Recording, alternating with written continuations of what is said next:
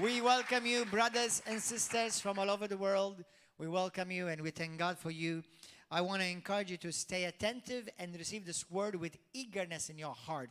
In Jesus' mighty name. Let's pray. Father God, we thank you for this morning. We thank you for this time that we have together. I want to thank you also that the same blessings that we are enjoying here in this house, Father God, will the same anointing and the same presence will come upon all those that are watching and following all over the world. Father, I thank you, Lord, for brothers and sisters, Pakistan, India, Africa, Asia, Lord God, America, Europe, Father. Everywhere they are following, oh Lord God, we bless them. And may the anointing of God comes upon them in Jesus' mighty name. Lord, we are ready to receive the word of God and we'll never be the same again in Jesus' mighty name. Everybody say, I'm ready to receive revelation of the word of God and transformation in my life in Jesus' name. Okay, you may be seated and let's go to the book of Psalms. Psalms 24. Psalms chapter 24. 24. Recently, the Lord spoke to my heart. I'm talking about recently, I would say about a month ago or so. Even before we had the Faith Explosion Conference, the Lord spoke to my heart about preparing the church for the times we're approaching. And brothers and sisters, don't think about somebody else, think about yourself. So this word is to you.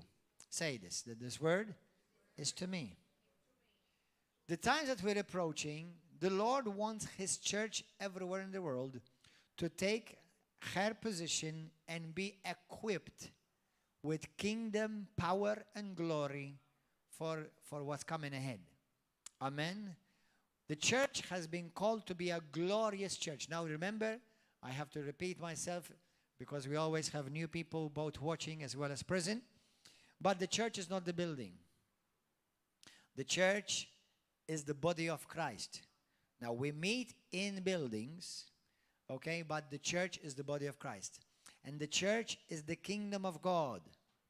Or else I like to say it this way. God has a kingdom.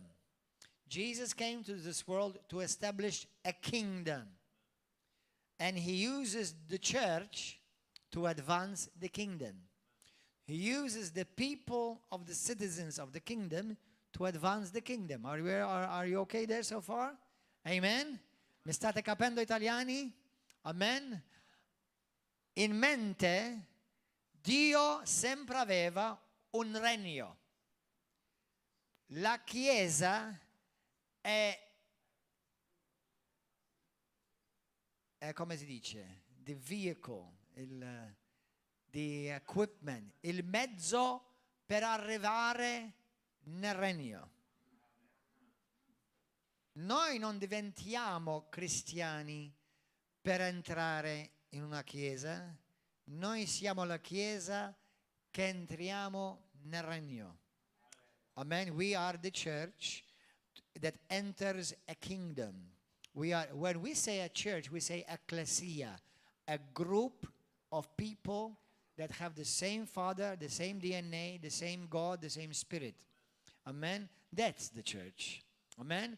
There is a structure to the church, okay? There is a hierarchy. There is, just like in any kingdom. The King of Kings is the top. The King of Kings is the top. Amen? Now go to the book of Psalms 24 quickly.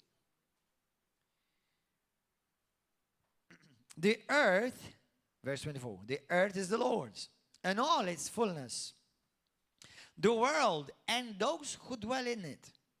For He has founded it upon the seas and established it upon the waters. Who may ascend into the hill of the Lord? Listen to this. Who may ascend to the hill of the Lord? I'm going to say something at the end of the message that you need to remember this. Who may stay in His holy place? He or she who has clean hands and a pure heart. A pure heart. Blessed are the pure in heart, for they shall see God. who has not lifted up his soul to an idol, nor sworn deceitfully, he shall receive blessing from the Lord and righteousness from the God of salvation. Man, we received righteousness. We received righteousness. Means we can stand in the presence of God with no sense of guilt, shame, inferiority, or condemnation. If you want to learn more, do the course starting soon, Theology of Righteousness. This is Jacob, the generation of those who seek him, who seek your face. Lift up your heads, O ye gates, and be lifted up, you everlasting doors. And the King of glory shall come in. Who is this King of glory? The Lord strong and mighty. The Lord strong and mighty. The Lord mighty in battle. Our King is a warrior. And when he comes, he's going to make war. None of you ħadoqgħodu tbennuh. None of you are going to cradle him and give him gugu. He is coming and he will make war. And that war will last in a split of a second. Because the Bible says he will come from the clouds with one breath, with one breath, he will annihilate Satan and his kingdom. It's not like it's going to be 1 year battle, 3 year battle. Lift up your heads, O ye gates, and lift up you everlasting doors, and the King of glory shall come in. Who is this King of glory? The Lord of hosts. He is the King of glory, and his name is Jesus Christ, the King of glory. Hallelujah. Glory, glory, glory. Amen. Hallelujah. You know, when Jesus came upon this earth, what did he come to do?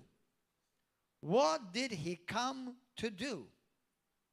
He came to establish the kingdom of God. Amen? He came to establish the kingdom of God. Let me ask you a question. Did he succeed? Yes or no? Yes. Absolutely. You know, when I was not yet a Christian, but I was religious and I loved Jesus to a lot of extent, but I was raised as a Roman Catholic, like many of you. And I always was taught that and given the impression that I will see God's kingdom when I go to heaven. And I will see God's power and God's glory when I go to heaven. But Jesus Christ came so that you will enter his kingdom, experience his power, and manifest his glory now. Amen. Did you know that?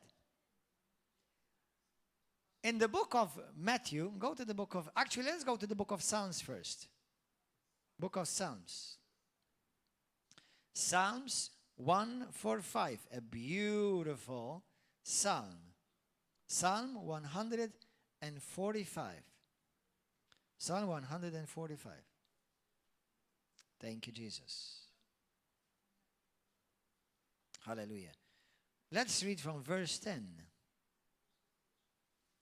Is Jesus king or not? Tell me. He is king, right? And wherever the king goes, what does he bring? His kingdom. No king goes anywhere without his kingdom. And Jesus Christ came to preach, proclaim, reveal, manifest a kingdom. Amen? Verse 10, Psalm 145. Look what it says in this beautiful verse. 145, verse 10.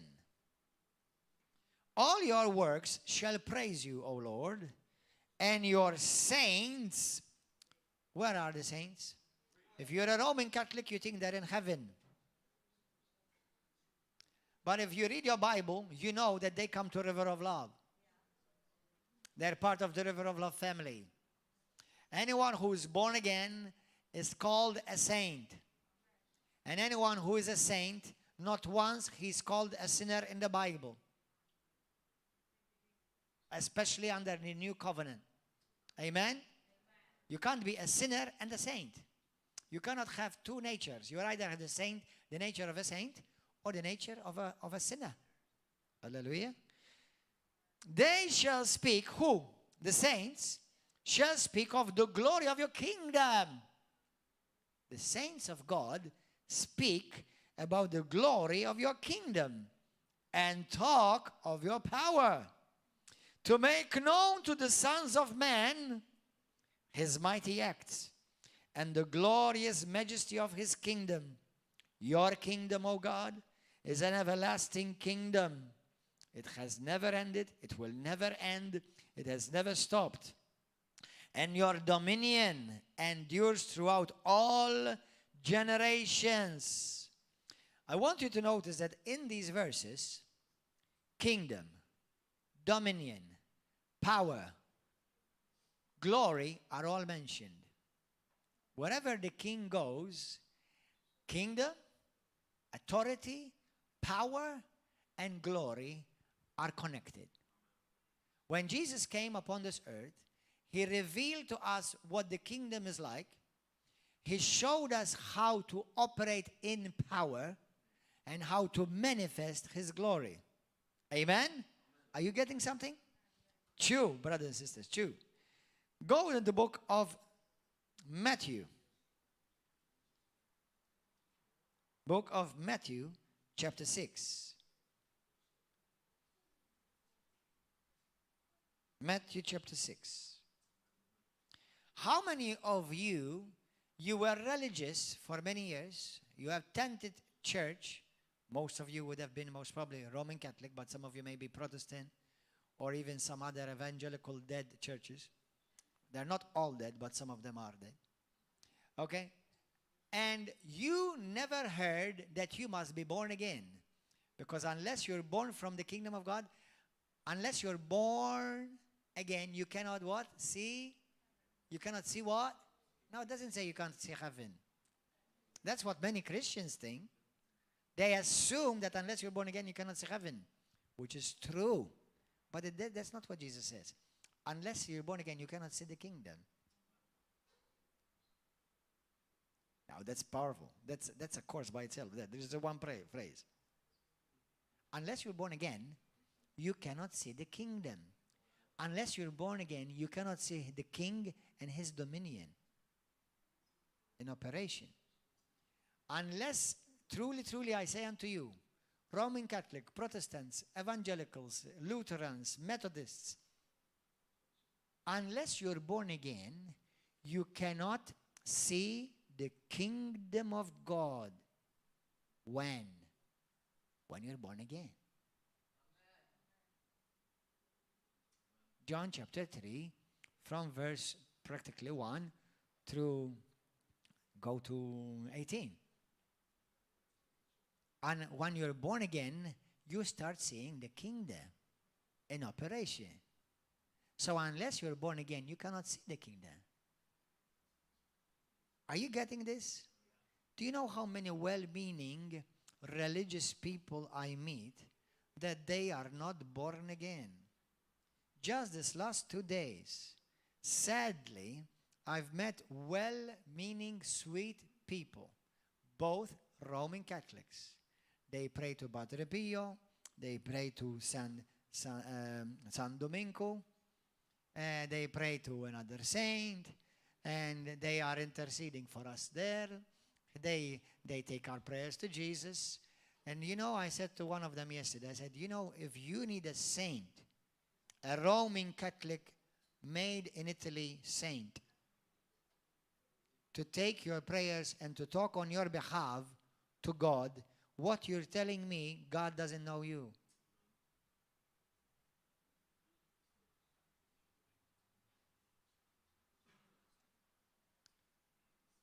Dear Roman Catholic, if you believe you need another person to talk on your behalf, to talk and convince God to do something for you, what that means is God doesn't know you. He knows that saint. And if he doesn't know you, do you know what you're going to hear when you go before him? I never knew you. Depart from me.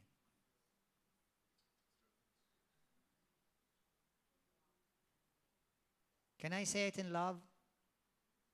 Roman Catholicism is false. It's the whore and the prostitute. Jesus is coming for a glorious bride.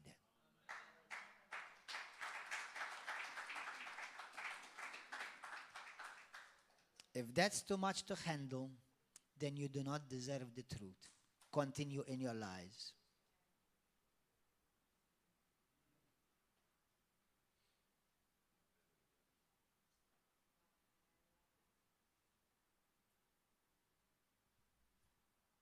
How many of you love the truth?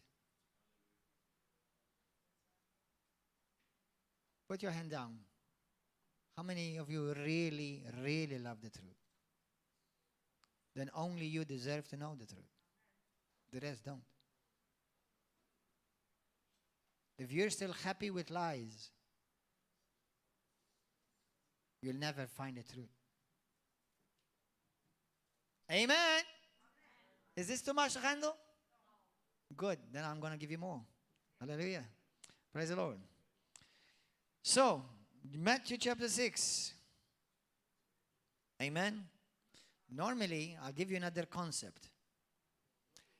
If I don't know, for example, let's say Alton has a company and he's employing people and I desperately need a job and I don't know him. And Ivan comes to me and says, hey, I know Alton, we're good friends. We hang out together. We love each other. I say, Ivan, would you please, can you pass a word on my behalf, please, with Alton? You know why we normally do that concept? Because obviously, you know that that person doesn't know you. And you don't know that person. There's no relationship. But because I know Ivan, he has a relationship with Anton. So I use Ivan. That's exactly how many approach God. And they don't get to him. Because there's only one bridge between God and me. One mediator. Jesus Christ is his name. There is no other. Well, it's not fair. Go and ask and discuss that with God. And see what he will tell you.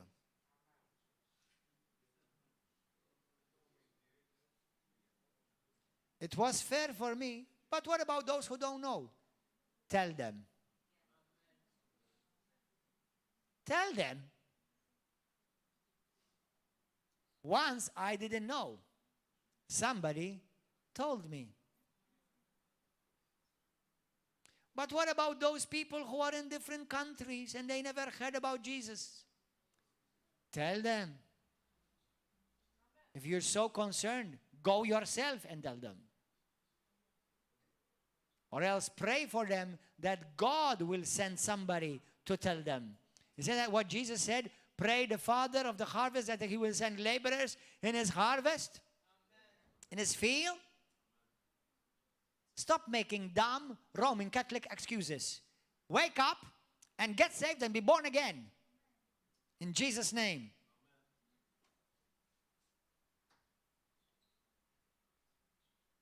Hello. Good morning, everybody. Are you okay? Are you okay? Hallelujah. Everybody say, I love you, Pastor. I love you too. Thank you for that. Hallelujah. Thank you, Lord. So, verse 9. Verse 9. Jesus was teaching his disciples how to pray. Listen to this. Pray therefore this way. Our Father in heaven, hallowed be your name. Your kingdom come.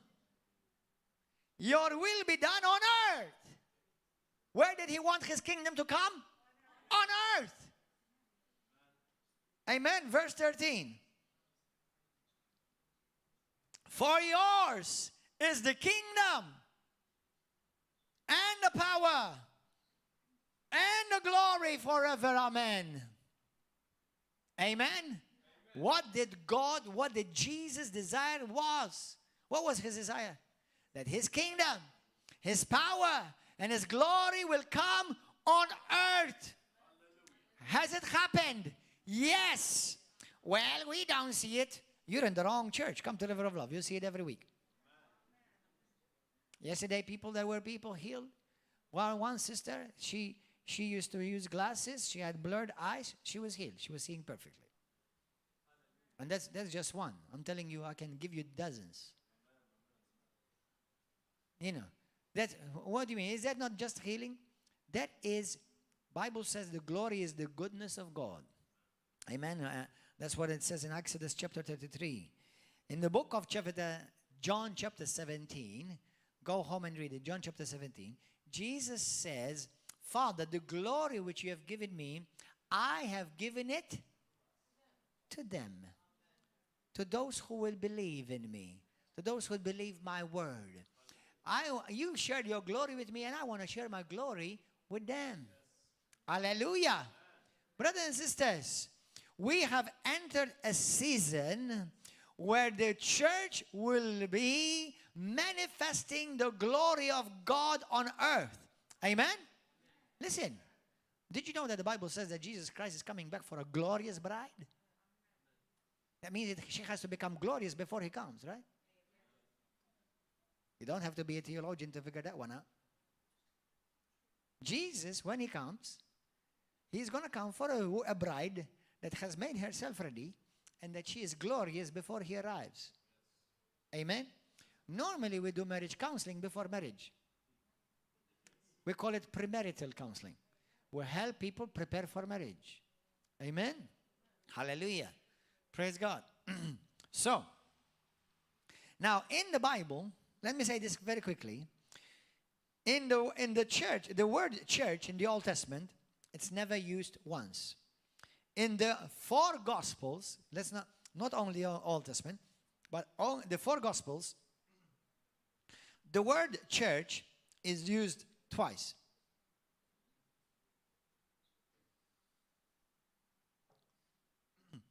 The word kingdom in the New Testament is used 306 times. The word kingdom in all of the New Testament is used about 120 times. So, in the book of Matthew alone, the word kingdom is used over 30 times. The word church just 2 times. Which is the most important? Which was the concept that Jesus wanted to pass on to his people? Kingdom, power, and glory. Kingdom, power, and glory. In the book of Acts, chapter 1, verse 3 through 4, Jesus said, you want to see this? Go there quickly. Go there. Go quickly. Kingdom. I am a kingdom citizen. Amen. I carry the kingdom in me. Jesus said in the book of Luke, hallelujah, he says, for the kingdom of God is within you. Not to everybody, I said that. To his believers, to those who follow him. Acts 1, verse 3. To those he presented himself alive after his suffering many of his infallible proofs, being seen by them during 40 days, and speaking of the things pertaining the church. What did he speak for 40 days? Isn't that amazing? Isn't that amazing? For 40 days, Jesus Christ is about to be taken into heaven. And for 40 days, the only things he speaks about is kingdom. Kingdom. King rulership. King dominion. And where the king goes, power is made visible. Glory becomes tangible. And that is the people that God wants his people to be, the church to be. Amen? Are you okay, boys and girls? How silent you are. Are you still sleeping? You need a cup of coffee? Hallelujah. Amen. Hallelujah. You're listening. Amen. Praise Jesus. Amen. When Jesus came, God's kingdom came with him, with power, miracles, and signs. We preach the gospel of the kingdom and the gospel of glory. In 2 Corinthians chapter 4, verse 3 and 4, the Bible says, what does the devil wants to blind people from? From the gospel of the glory of Christ. Isn't that interesting? Hallelujah. Where did we fall from? From glory. Where was Satan kicked out of? Glory. He hates for you to walk in the glory of God. When you and I walk in the glory of God, we're walking in power. We're walking in authority. And the Lord God Almighty, the chief, the cornerstone, the supreme ruler, Jesus Christ, the head of the church, wants his church to walk in glory, in power, and in kingdom authority. Amen. Hallelujah. Thank you, God. Thank you, Lord. Yours is the kingdom, the power, and the glory, says the Lord.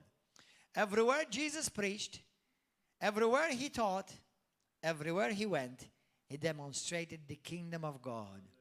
Many don't know that what the king's glory looks like.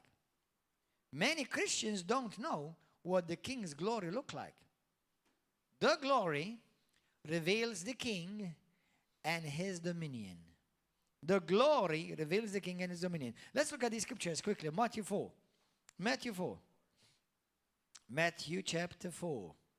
Matthew chapter 4. Hallelujah. Matthew 4, verse 23. 23.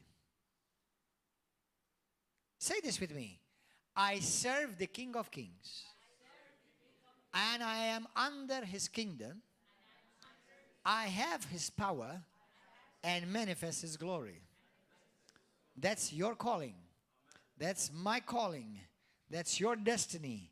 And that's your purpose on this earth. 23.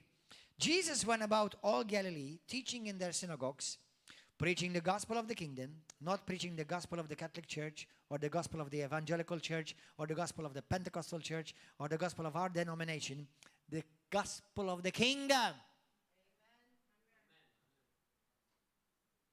And healing all kinds of sicknesses. Look what the gospel of the kingdom looks like. Healings all kinds of sicknesses, all kinds of diseases among the people. And then his fame went throughout all the country. Do you want to make Jesus famous? Do you want to make Jesus famous? Then walk in the kingdom of God. Walk with power and authority. Do not be afraid, not even 1 inch or 1 ounce. Hallelujah. But walk with power and authority and under the authority of the great King. Hallelujah. You know what, brothers and sisters? One day, I had a revelation. I saw something in the spirit. It blessed me mightily. You know, in this world, there are many kingdoms.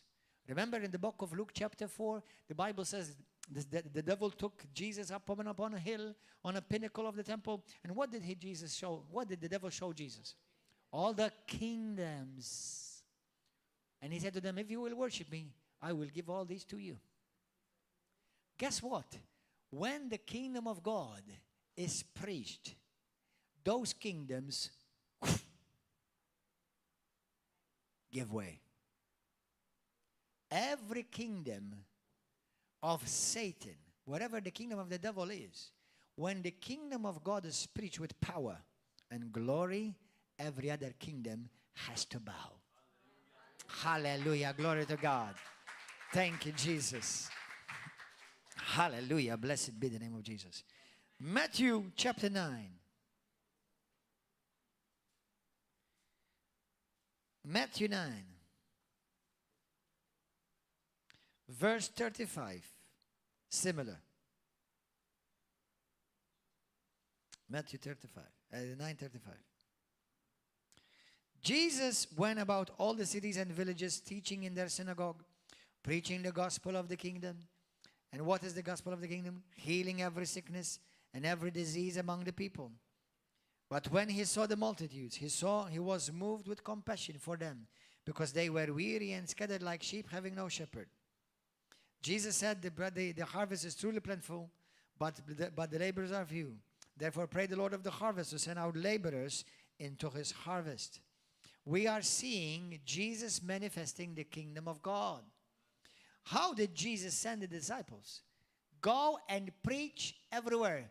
The kingdom of God has come. The kingdom of God has come. Because we're talking about the glory of the king recently, you see the glory of the king manifest where the kingdom of God is preached. Wow, let's preach. I love that. The glory of God is manifest where the kingdom of God is preached.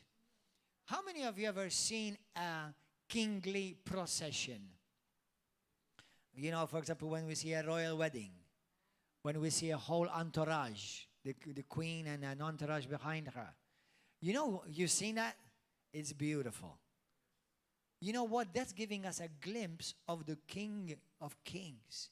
As he will come, everywhere he goes, in the realm of the Spirit, he comes with an entourage. Angels, power, glory everywhere he goes. And you see, brothers and sisters, according to Psalm 145, you bring him. You are the one that's making him famous. You are the one that's proclaiming him to the nation. The nations. And when you do, the power of God is made manifest and his glory known. Hallelujah. Amen, brothers and sisters. Glory to God. Thank you, Lord.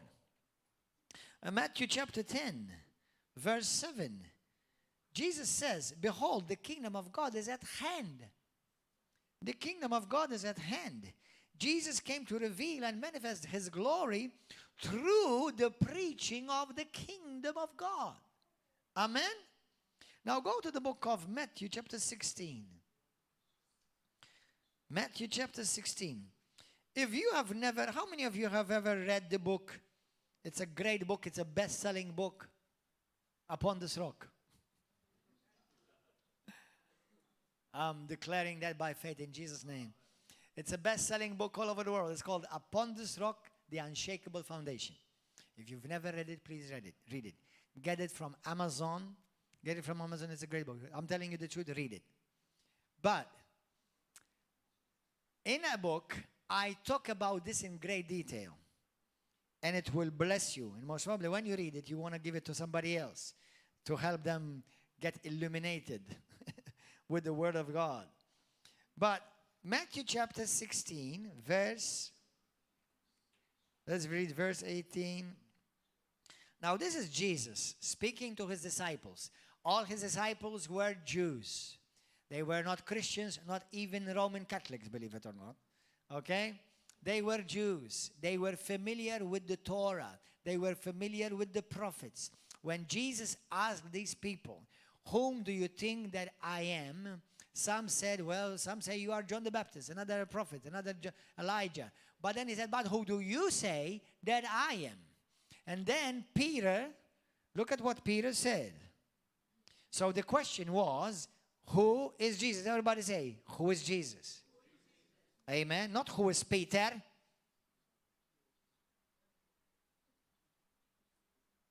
Dak li jorqot wara l-heater. U fil-Bibja jidher cheater. Tajba di, I like it. Peter who sleeps behind the heater and he was a cheater. All right. So, no. Peter, don't be offended. We're just joking. Hallelujah. I'm sure. You know what I think they're doing? I think sometimes the Lord, I really believe this. Now, the Lord, I think sometimes he just gives them a window. What are they doing? Said here, listen to my son. Peter, he's talking about you, come in here. And they're laughing, going, he's calling you a cheater. And they're having a good laugh together in heaven, hallelujah. Praise the Lord, hallelujah. Thank you, Jesus. Amen, hallelujah. No, it wasn't. No, he was a mighty man of God. As a matter of fact, he was so mighty that he had a revelation of Jesus. Now, obviously, mighty is God. But he had a mighty revelation. Amen. Which, upon that revelation, the church is built. Everybody say, upon this revelation, the church is built. The church is not built upon a man. The church is not built upon a person or a religion. The church is built. Who is the church? The people. How is the church growing? By more people becoming Christians. And how would a person become a Christian? By receiving the revelation of who Jesus is. The moment you believe who Jesus is, that he's the Son of God, divine, born of the Virgin Mary, came down from heaven, died on the cross, rose from the dead, and you believe that, the Bible says, Romans chapter 10, verse 9 and 10, you will be saved, and you will be born again. Amen?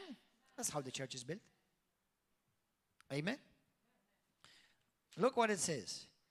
And I also say to you, Peter, first he said to you, well done, Peter, but what you just said is did not come to you by flesh and blood, but it was revealed to you by my Father who's in heaven. And I also say to you that from now on you are Peter. That means you are a rock now. But you are a pebble. You are a stone. That word rock, that word Peter is stone, little stone or a pebble it means. It means Petros, sorry. But on this Petra, cornerstone, this big rock, I will build my church. Jesus will build it. It belongs to Jesus, the church. It's not the church of Peter, it's the church of Jesus. Amen. And on this, what he did not say? What did he not say? Ask any Roman Catholic you know, please test them with love and with the Bible. Ask priests. Ask them. Ask Catholic priests. I'm telling everybody in the world. Ask Roman Catholic priests. Tell him, what did Jesus say to Peter? Upon you I will build my church. I'm about to call you a freaking liar. You're a liar. Jesus did not say that to him. He said to him, upon this, about what he just confessed about Jesus, upon that I will build my church. He didn't tell him, upon you I will build my church. He said to him, upon this, what you just said, Peter, this how the church will grow when people will start recognizing who I am. If you think that's not important, go to Muslim countries. And guess what they will ask you to reject? If you believe in Jesus as a prophet, they won't kill you. If you believe in Jesus as a good man, they won't kill you. If you believe Jesus Christ is the Son of God, they will cut your head off. Satan knows how to grow, how God is growing his church.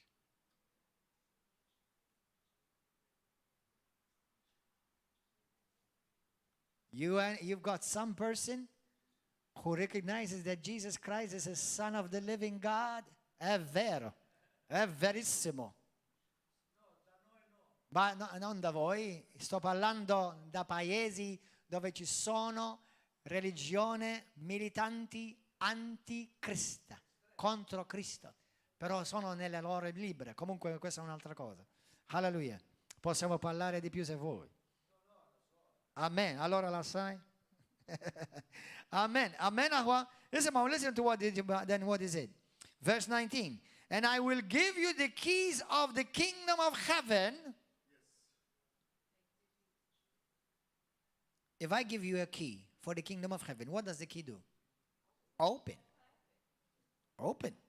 And whatever you bind on earth shall have been bound in heaven, and whatever you loose on earth shall have been loosed in heaven.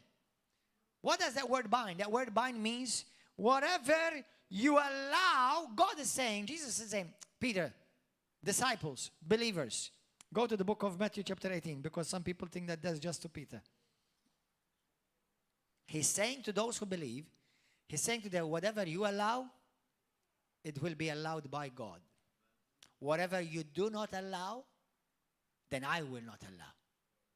Because I have given you the key. So if you don't open, I won't open.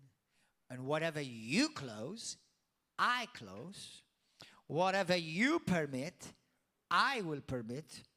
And in another version of the Bible, in another one of the Bible's versions, it says, whatever you imprison, I will imprison. Whatever you bind.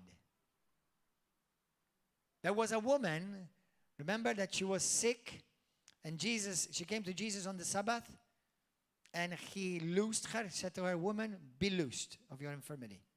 And the Pharisees said, now you want to heal her? Come another day. And he said to them, you bunch of hypocrites.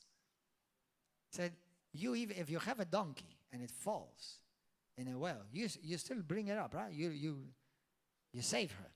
So if she, a daughter of Abraham, a daughter of covenant, you're telling me not to lose her because she was bound by Satan. We are called to loose people from the bondages of the enemy. And you can only do that if you are a part of a higher kingdom with higher authority, power, and glory. Hallelujah. In Jesus' name, every month here, we have people, I think on average of 4 people. 4 people every month, on average, that get delivered from demons in this church. Here, in the service. Not sessions. You know why? Because Jesus says, where you see these things happen, you know that the kingdom of God has come there. Wow. Hallelujah. Amen. Matthew 18, verse 18. Look. Verse 18. Assuredly I say to you. Who is he saying this to? To all the church and everybody now. Whatever you bind on earth will be bound in heaven. Whatever you loose on earth will be loosed in heaven. I say to you that if any 2 of you agree on earth concerning anything that they ask, it will be done for them by my Father in heaven. For where any 2 or 3 are gathered together in my name, I am there in the midst of them. Amen? So the same word that he spoke to Peter, he spoke to all the apostles and all those who believe. So you and I have power. Listen, brothers and sisters, you and I have power to bind. And we have power to loose. That means you, brothers and sisters, certain laws, certain things are done in certain countries because the church in general is asleep. Because God has given the church to walk in supreme authority over all the kingdoms of the world. Brothers and sisters, while we respect authority, we pay your taxes, we pay our VAT, we pay the toll roads and stuff like that. But when it comes to that, the government introducing something that is contrary to the kingdom of God, you bind it in the mighty name of Jesus. And you say, no, I will not do this. No to abortion. No to restrictions. No to taking away my freedom. No in the name of Jesus. For he who has been set free by Jesus, remain free. And don't be entangled again to another yoke of slavery. Be free. Remain free. Don't be dumb. Well, we must obey the authorities as long as they don't touch something holy, sacred, and it was given to you by God.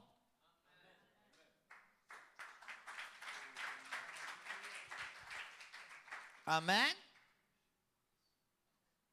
Hallelujah. Do you know that are you noticing what's happening around the world? How many governments are becoming more leaning towards dictatorship little by little? Are you noticing this? Yes. The governments are leaning more towards dictatorship. Stealing people's freedoms on a virus, because of a virus, that more people die by flu than this virus in the world. In Malta, more people die by flu monthly than by COVID.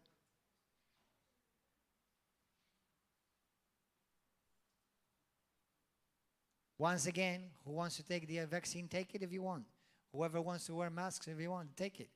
But don't coerce people and split nation and bring an appetite, an apartheid in a nation between families.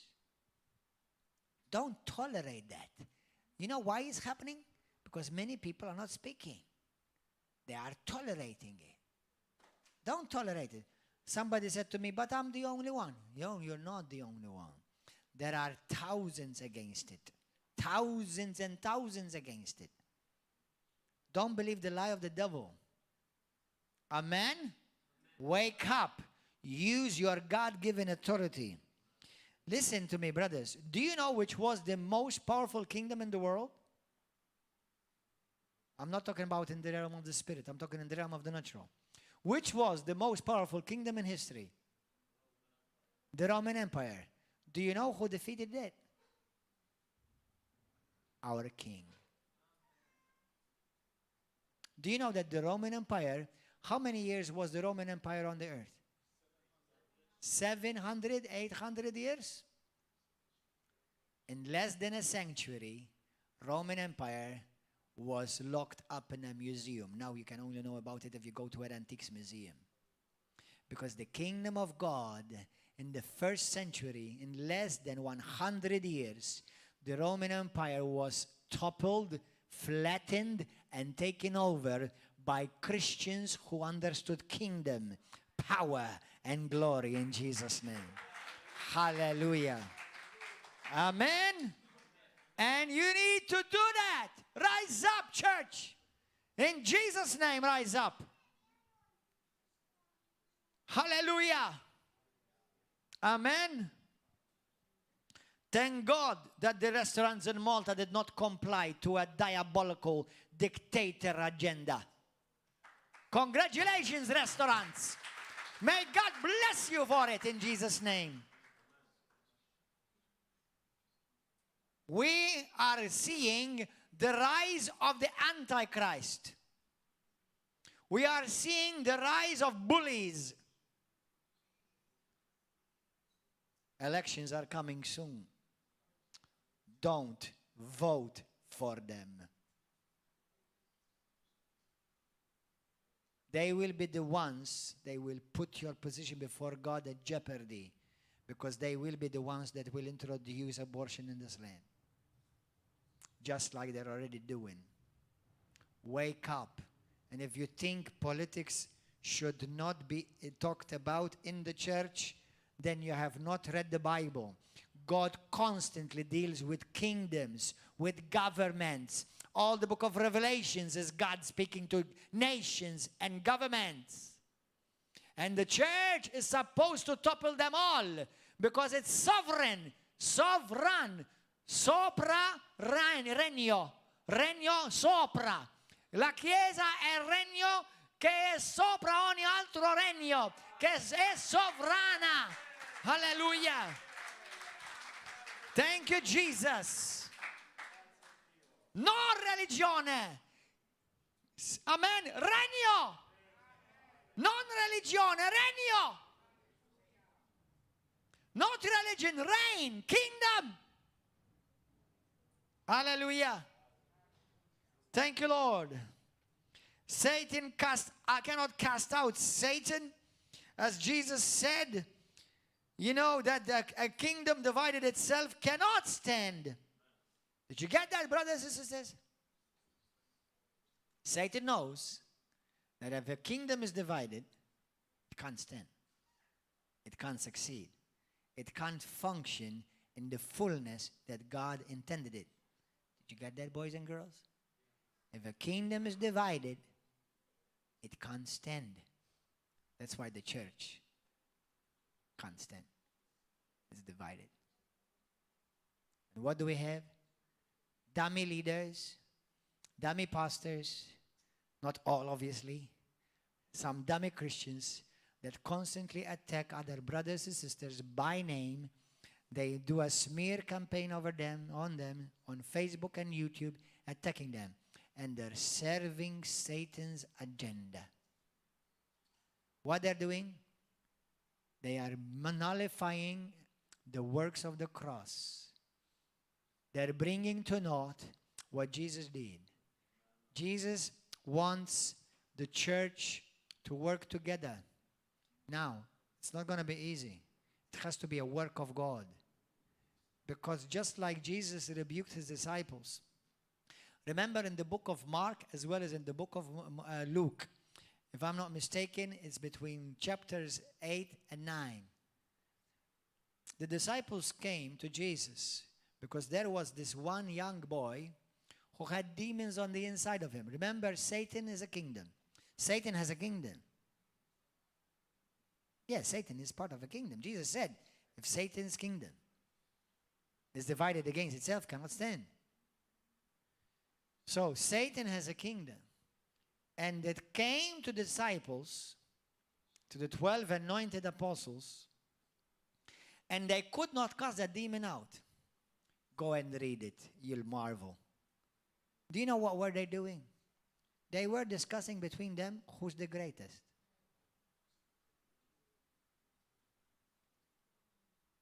No wonder Satan cannot. They would laugh in your face.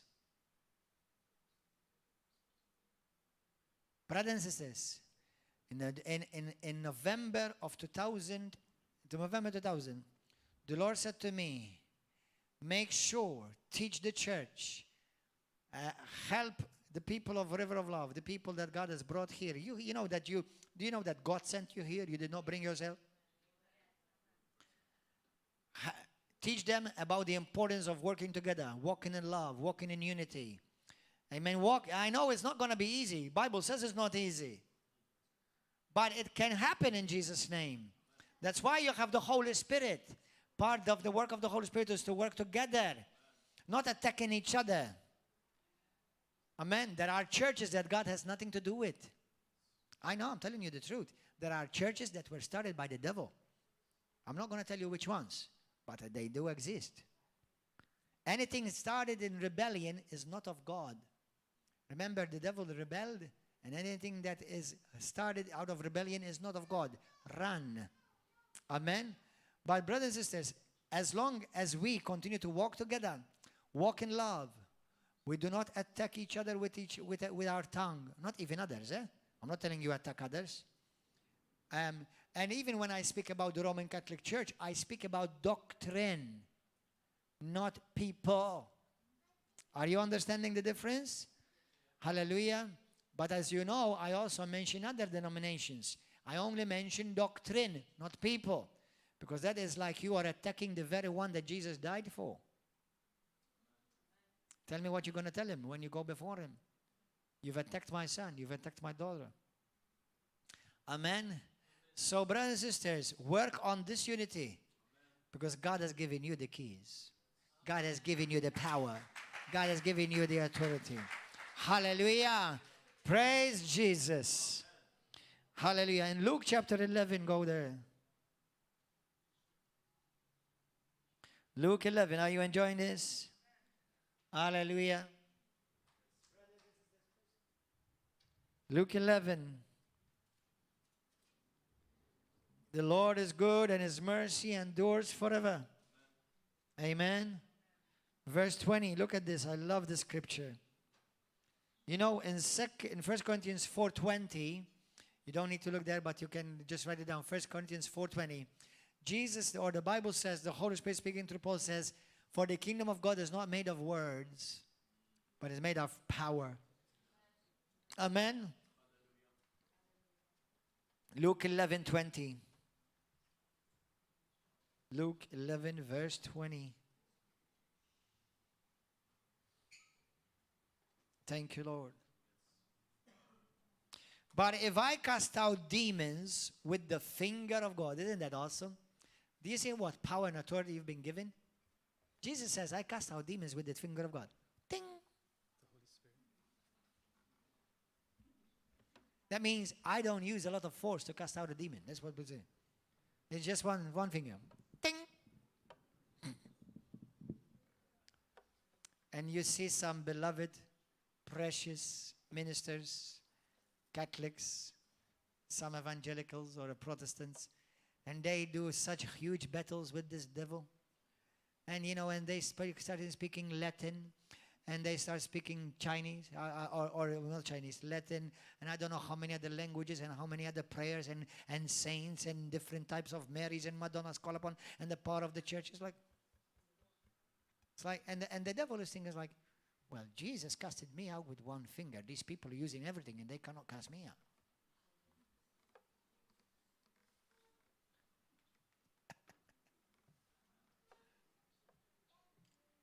Hello. With one finger. Bing. Gone. Let me tell you something. I do believe in fasting. And I encourage you to live a life of fasting. I fast every week. I'm not telling you that to blow my trumpets. I'm telling you that to teach you just like I've been taught. But live a fasted life. I'm not telling you not to go from Monday to Sunday, not eat anything down. Otherwise, you'll disintegrate and you'll be raptured. All right? I'm telling you, it's like spare days or hours a week where you fast. Refrain from certain foods, sweets, things you like. Don't tell me I fast from TV. You can only fast from TV if you eat TV. Because fasting always is related to refraining from foods.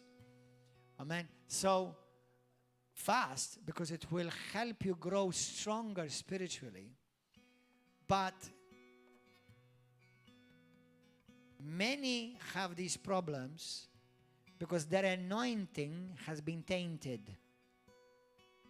I believe in the body of Christ that there are people with different levels of authority, not because of Jesus, because Jesus gave us the same authority as his, but because of them, of themselves, because of me. How much do I obey the Lord? How much do I walk in love? How much do I walk by faith? How much do I forgive quickly? All these things will taint my anointing. How much do I let go? How much when I am attacked, I bless in return and bless somebody who hurt me and wasn't just. Do you see, every time I react positively towards something negatively has been done to me, I'm keeping my anointing pure, the anointing over my life pure. Go to book of Ecclesiastes chapter 10. Luke 11, Jesus says, verse 20, but if I cast out demons with the finger of God, surely the kingdom of God has come upon you. The kingdom of God has come upon this nation of Malta for sure. The kingdom of God is shown and revealed in this place. We see demons being cast out regularly from this place. The book of Ecclesiastes, go there quickly. Chapter 10. Dead flies putrefy the perfumer's ointment. When we allow sin in our lives, our anointing becomes like dead flies putrefying the anointing and causes it to give off a foul odor. Foul odor. Now listen, nobody goes to the shop and buys perfume that has dead flies in it. The Bible says the anointing that God has put upon us is like perfume in his eyes, in his ears. It's not in his ears, so in his nose, in his nostrils. Okay? So, and I'm going to tell you now why I believe many churches do not walk in this power of God. First, many churches do not walk by faith.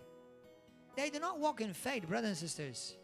You know, when the Bible says, Hebrews 11:6, it is impossible to please God without faith. Impossible. We have churches, we have pastors, we have leaders. They criticize faith. How many of you know people who criticize faith and they're on pulpits? Lift up your hand. They criticize the message of faith. Matthew chapter 17, 19 to 21, Jesus said, nothing is impossible to him that believes. Nothing, not one thing. Not one thing is impossible to you if you believe. Mark 9:23, Jesus says all things are possible. All things. Everybody say all things. Brothers, the limits are not on God. The limits are on you and me. I put the limits. Amen. Hallelujah. Many don't understand faith. Many criticize what they don't understand. Hallelujah. and they sin against God, they sin against the Word of God, and they sin against the body of Christ. Because they criticize what they don't understand. Brothers and sisters, the Bible says in the book of Proverbs, if a fool keeps his mouth shut, people will think he's wise. But many fools constantly speak nonsense, and they remove any doubt that they are fools. When you don't understand something, humble yourself under the mighty hand of God and ask Him, Lord, what this man of God just said, is this in the Bible? I don't understand it. We don't see this in our church. How come? Why? Don't turn around and just because you don't understand it, you say that's of the devil. Or you say he's a false prophet. Be careful. Because now you're becoming the accuser of the brethren rather than the brother's keeper. And do you know who was the accuser of the brethren, right? Satan. Do you want to take off his nature? Do you want God to compare you to Satan? Don't become an accuser of the brethren. Be a brother's keeper. Don't speak ill about anybody. Don't criticize men and women of God. Amen. Don't attack anyone. It's not your prerogative to do that. Matthew, in the book of Matthew 22, verse 29, Jesus says to the scribes and to the Pharisees, you, not knowing the scripture, nor the power of God, you are mistaken. You're making a hoopla. You're making a poo-poo. Because you think you're wise, but what you're showing is that you don't know the Bible. How many people have I met in my life this week? Several well-meaning religious people. Some even come from different Christian churches. And they tell me, but this is not in the Bible. What about this? Well, we don't agree with this. Well, I don't know this. And then I tell them, look, it's in the Bible, and I'm showing it to you in context, and I'm going to give you more than one scripture. Ooh, I didn't see that. And they find it hard to believe it. They think they accuse me that I put it in the Bible.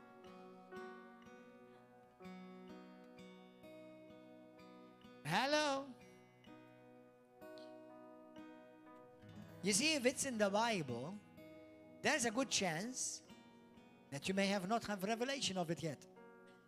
You may not understand it yet. That's why, stay quiet. Learn with humility. Lord, teach me. Many act out of jealousy and have corrupted their hearts because they have become their brother's accuser, like Satan, and now Satan has claim over them. They become like him. Their heart is no longer pure. Remember when the book of Joshua, not the Joshua, the Old Testament, the third book of the Bible, in the book of, I forgot which is one of the small prophets, there was a high priest, Joshua, and he entered into the Holy of Holies, and Satan entered with him. Do you remember that passage? Anybody remember that passage? Find it. Find it. It's one of the prophets. I forgot if it's Zechariah. There was a high priest. It's because he had sin. Brothers and sisters, we do not tolerate sin in your life. Otherwise, Satan will accuse you. How can you have Satan accusing you and you're trying to cast him out at the same time? Zechariah, I remembered well. Thank you, Jesus. Zechariah chapter what? Chapter 3. There's a high priest entering in the presence of God, and Satan enters with him, accusing him. You've got pastors. They're preaching the word of God. And if I've ever made a mistake unknowingly, may God forgive me. And may the Lord show me where I've done something wrong that I may repent from it. Amen? Hallelujah. But there are pastors that are constantly attacking men and women of God that are anointed by God and attacking them and accusing them. What do you think? What kind of devil you think you're going to cast out? You're going to end up with him. Don't you fear God? Even demons don't accuse the people of God. Even Satan is afraid to speak ill of me. and of you as a child of God. Do you know that Satan will not accuse, will not attack you, will not insult you? Mamma mia. Stop. Many people stop walking in honor. They no longer walk in honor and integrity. And they attract a spirit of competition, and it strips them of the power and authority that God has given them. It's amazing. You go and mention certain people of God, and automatically certain people, you know where their heart is, because they start attacking them and criticizing them. Amazing. Let's say this particular person messed up somewhere, but this guy has got nothing good to say about him, only the bad thing you want to say. Can't you say something positive? How many souls are coming to the kingdom through his ministry? How many people are healed? You can't say nothing good. The problem is not him. The problem is that your anointing has become polluted.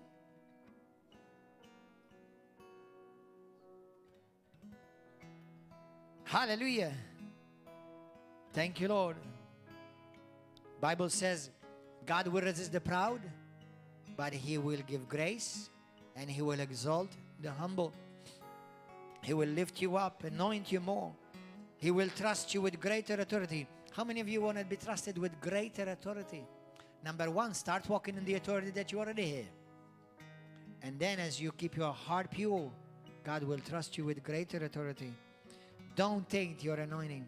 Another reason why many Christians don't walk in the power of God. Another reason why many churches don't walk in the power of God. Do you know why? You know, there are so-called Christian churches. They never see people healed. They never see people delivered. No miracles, nothing. Why? Why? You know why? You know why? Some of them are Roman Catholic, these churches. Some of them are charismatic. Some of them are Pentecostal. Some of them are evangelical. Do you know why? Believe it or not, we have to be so faithful to the Word of God that any form of tradition that hinders me from receiving the Word as it is, it becomes a stumbling block to you. You see, it's not Roman Catholics only that have tradition. There are Pentecostal churches with tradition. There are evangelical churches that they have their own tradition. I once heard that a Baptist pastor in America. Now, not all Baptists are like that, but one Baptist pastor once said, he said, even if Jesus comes down, we won't change our tradition. Well, most probably Jesus does not go to that type of church. Go to the book of Matthew 7.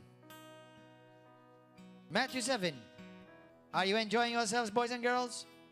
Hallelujah. We're almost done. Go to verse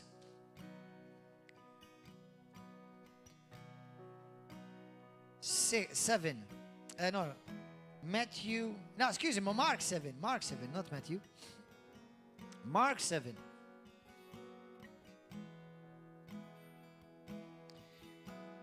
The Pharisees, the religious leaders, these are the people who knew the Bible. They were lifting up tradition above the Word of God. Do you know churches that do that today in Malta? Can I tell you something? You know, I do believe that there are Roman Catholics who love God. I was one of them. Some of you are here today. But you're hungry for more. You're hungry for the truth. You're hungry for the glory of God. But I've noticed, and I want you to make this observation. When a Roman Catholic priest speaks, do you know what they say? Because according to our tradition, according to our church, very rarely do you ever hear them say, according to the Bible. Have you ever noticed that? Għax il-Knisja hekk tallem. May I remind you that the church is the people? And people can mess up. Even this church. There's no church that can't mess up. Every church can mess up. That's why we don't walk on the church or according to the church. We walk according to the eternal Word of God. Amen. And the Word of God changes for nobody. Amen. Hallelujah. Look what he says.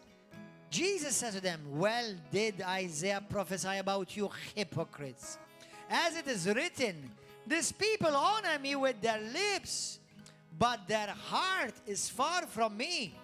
In vain they worship me, teaching as doctrines the commandments of men. Now go to verse 9, verse 9. All too well you reject the commandments of God, that you may keep your tradition.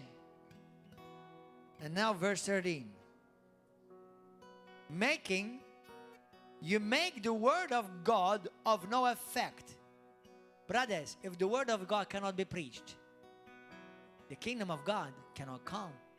The power can't manifest, and the glory can't be revealed.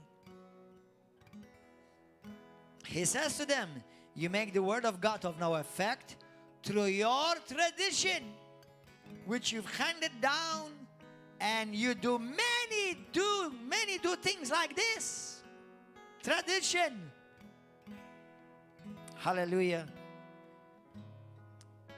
And the final one, go to 2 Corinthians chapter 2.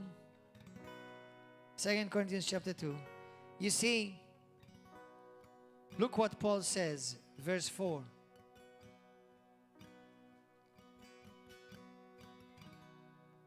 Hallelujah.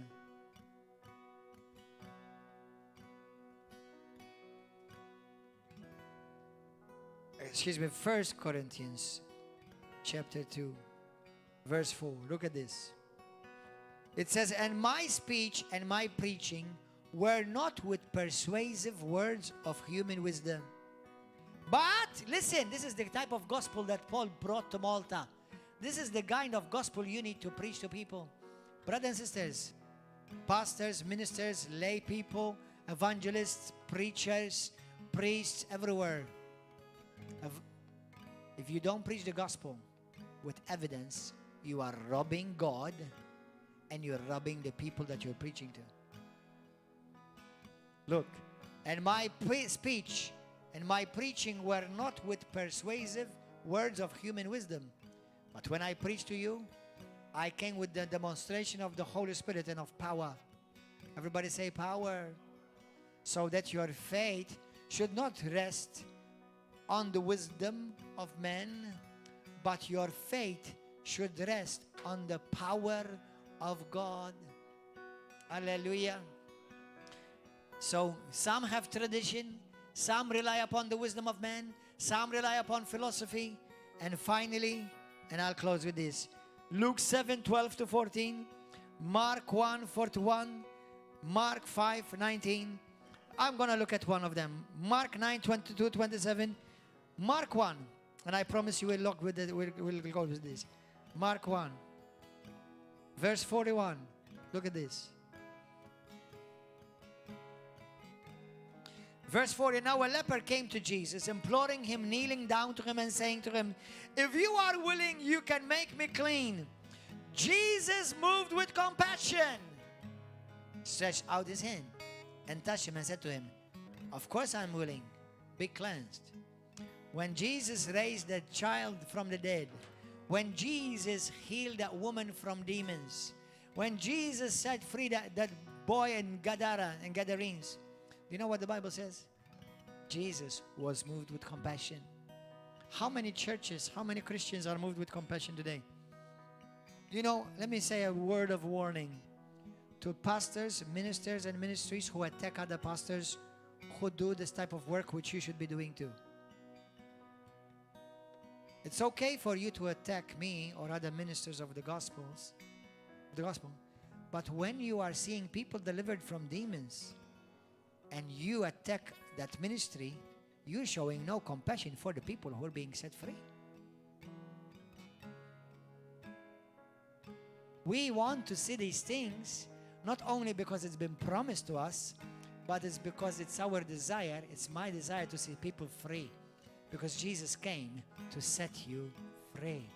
Hallelujah. And He's moved with compassion, love, and kindness towards His people. Amen. Let's all stand. Hallelujah. Praise God. Thank you, Lord. Hallelujah. Well, if you are listening to this message, If you are hearing this, if this message touched you, some things may have challenged you, good. Go, spend time along with the Lord, read those passages that I shared with you, and let the Holy Spirit speak to you. And if you are in Malta, if you want more, if you want to grow more, learn more, come and join us here every Saturday and Wednesday at 7 p.m. and Sunday morning at 10 a.m. Come and join us. And if you want to give your life to Jesus Christ today for the first time, be born again. Jesus says, unless you're born again, you cannot see the kingdom of God. You must be born again. Whether you're a priest, a pastor, a minister, an evangelist, it doesn't matter. You must be born again. There are many Christians, they have a good facade, but they're not truly born again on the inside. Say this prayer with me. Say, Heavenly Father, everybody say this prayer. Anybody would like to be born again today for the first time? Give your life to Christ. Lift up your hand. Good. Say this prayer with me from your heart. Say it from your heart. Say it. Say, Heavenly Father, thank you for your Son Jesus. Thank you for loving me. Lord, I realize I'm a sinner and I'm lost without you. And I need you in my life. Jesus, I believe you are the Son of the living God. You died for me on the cross. And on the third day, you rose again victoriously, winning over sickness, Satan, death, and the grave. Jesus, you are the Lord. You're the Lord of glory. You're the King of kings. Come into my heart. Be my Savior. Be my Lord and be my Master. I want to give you my life. Use it for your glory, Lord. Without you, I am nothing. But with you in my life today, I am a child of God. Thank you for forgiving me. Thank you for hearing my prayers. I also choose to forgive those who hurt me. And I bless those who have insulted me and were unjust with me. And I thank you, Father, that anything which is not of you, you uproot it from my heart right now. Break every curse, every demonic attack, and every assignment of hell against my life. Break it right now in Jesus' name. Now I'm going to pray for you. Father, touch that woman. Touch that man. Lord, remove that sickness. I command that tumor to disappear and to disintegrate and to fall off in Jesus' name. I thank you, Lord God, somebody is being healed from pain in his face. In the name of Jesus. In the mighty name of Jesus, be healed now. Rise up in Jesus' name and walk. In the mighty name of Jesus, every demon that's tormenting you, I command it to leave you right now in the name of Jesus Christ. The glory of God comes upon you. The Spirit of God falls upon you now. And I thank you, Lord, that the blood of Jesus sets you free. Satan, get your hand off of that child of God. Get your hands off of that man. Get your hands off of that woman. Thank you, Lord God, for healing blood. Blood disease. Somebody being healed from blood disease. In Jesus' mighty name, be healed and be made whole in the mighty name of Jesus Christ. Hallelujah. Let's give a wonderful hand of applause. God bless you, brothers and sisters on YouTube. See you next week.